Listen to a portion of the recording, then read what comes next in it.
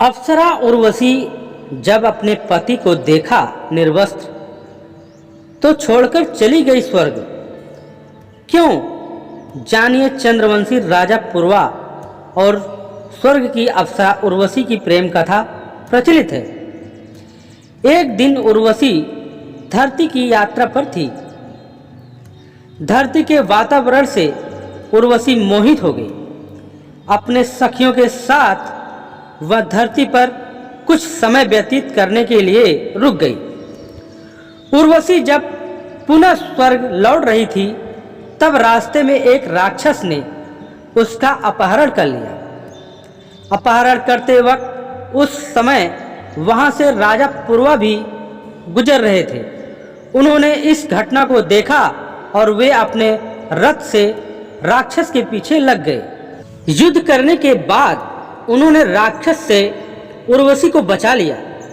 यह पहली बार था जब किसी मानव ने उर्वशी को स्पर्श किया था। उर्वशी पुरुरवा की तरफ आकर्षित हो गई और पुरुरवा भी स्वर्ग की अप्सरा को अपना दिल दे बैठा। लेकिन उर्वशी को पुनः स्वर्ग लौटना ही था। दोनों ने भरे मन से एक दूसरे को विदाई दी। जुदा होने के बाद दोनों के मन में एक दूसरे का ख्याल निकल ही नहीं पा रहा था। दोनों को अब जुदाई बर्दाश्त नहीं हो रही थी। फिर उर्वशी को स्वर्गलोक तो जाना ही था। वो स्वर्गलोक चली गई।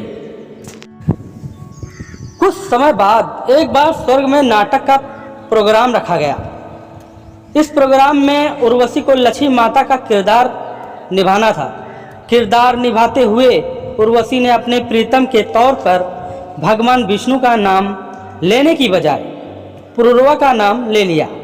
यह देखकर नाटक को निर्देशित कर रहे भारत मुनि को क्रोध आ गया।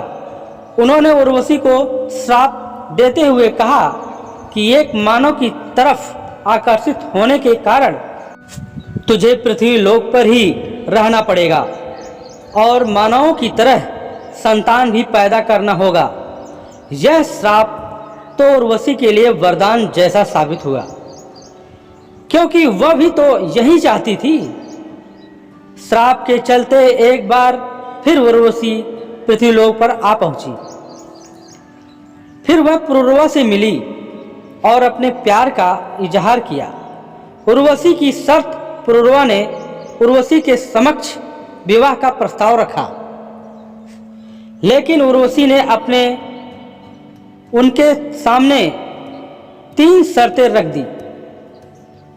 उर्वशी ने कहा कि मेरी पहली शर्त यह है कि आपको मेरी 2 बकरियां की हमेशा सुरक्षा करनी होगी। दूसरी शर्त यह है कि वह हमेशा घी का ही सेवन करेगी। तीसरी शर्त यह है कि केवल शारीरिक संबंध बनाने वक्त ही दोनों एक दूसरे को निर्वस्त्र देख सकते हैं। पुरुरवा ने कहा, मुझे मंजूर है। फिर पुरुरवा का विवाह उर्वशी से हुआ और वे दोनों आनंद पूर्वक साथ रहने लगे। कहते हैं कि कुछ काल के बाद स्वर्गलोक के देवताओं को दोनों का साथ पसंद नहीं आया। उर्वशी के जाते ही स्वर्ग की रौनक चली गई, तो वे चाहते थे कि उर्वशी पुनः स्वर्गलोक लौट आए। तब उन्होंने दोनों को अलग करने की चाल सोची। देवताओं का छल इस योजना के तहत एक रात उर्वशी की बकरियों को गंधर्वों ने चुरा लिया। शर्त के मुताबिक बकरियों की सुरक्षा की जिम्मेदारी पुरुरवा की थी। बकरियों की आवाज सुनने पर उर्वशी ने पुरुरवा से उन्हें बचाने को कहा। उस समय पुरुरवा निर्वस्त्र थे। वह जल्दबाजी में निर्वस्त्र ही बकरियों को बचाने के लिए दौड़ पड़े। इसी दौरान देवताओं ने स्वर्ग से बिजली चमकाकर उजाला कर दिया और दोनों ने एक दूसरे को निर्वस्त्र देख लिया। इस घटना से उर्वशी की शर्त टूट गई और दोनों बेहद ही दुखी हो गए।